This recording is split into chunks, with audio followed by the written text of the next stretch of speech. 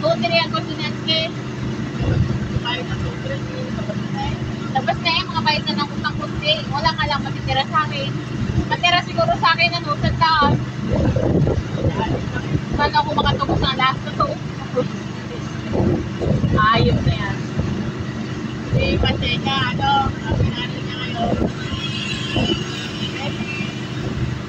Kaya nga, sabi niya nga sa akin. Sabi ko sana sa kanya, pwede naman sa sunod ng buwan yung rep kung hindi mo kakayanin ng ano, di ba? Eh, kaya lang, hindi decision niya yung mga gagawa galit na decision niya.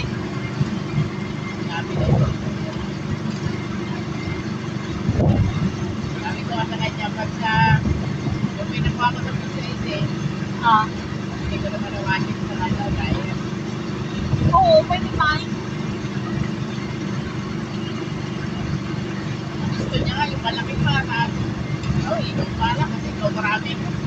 Dito ba, ikaw talaga marami sila na dito. Kahit na din. Hirap sa kanya. Pero yung ano, kulang sa idea si Bunso ng mga ano, kala niya ganun lang yung ano. Kulang talaga na nakaraan, di ba nag-invest na ng kwintas niya. Sabi ko nga, mag-invest ka na lang din, hindi yung maninipis na yung malaki. Sabi ko nga, manipis yung O, ano sabi niya?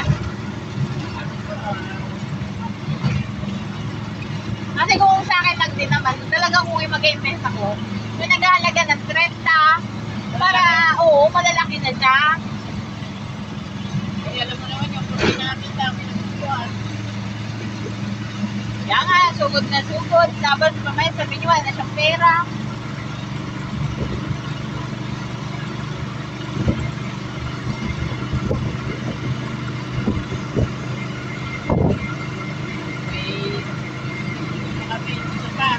Ha? Pintas niya pa. Oo, yung pintas niya pa. Karirin niyo ko lang ng ano noon, 24. Hindi ako nakabigay na magkano. Hindi, ito na yun, sa akin na yun. O, rin yun ang pintas niya ng 24, nirin niyo ko yun. Sabi ni Kanda Prete, magpasok na kami kasi na silang matatanda na daw.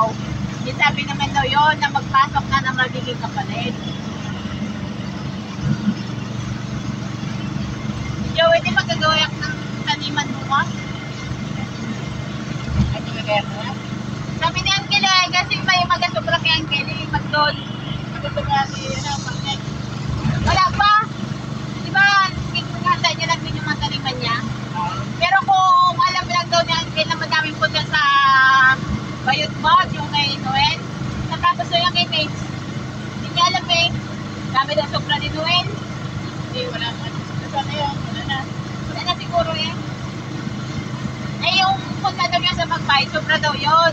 Kaya sabi niya, igayak mo na yung sayo para makuha mo din yung sobra. Kaya nga no, para ulan ngayon. Wala na yung type doon. Hindi pa kailangan nila. Lalo na siyang cake. Tapos ang mahal pa ng probo ngayon, no? Oo. Dito nga po yung Danaw, Ipod. Oo. Dito. Sabi ko, dito lang ang lupa doon. Sabi ko kay Joey, yung area ng kilbe, taniman natin ng kulay sa Tagaraw. Ano? Please. Kaya hirap eh, di ba may sibuyas yun kapag itataon mo katabi?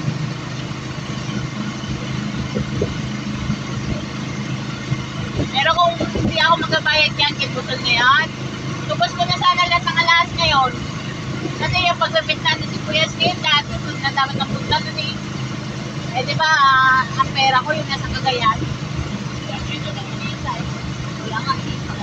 Wala nga eh. Pero alam ko, naglabas yan sila si Kuya Skin, pinagda doon sa ni Uncle Boy. Sa tuto. 500 din nilabas niya. So, sabi niya nga, ano na, nilalabas na namin yung mga sibuyas namin, dire-diretso na.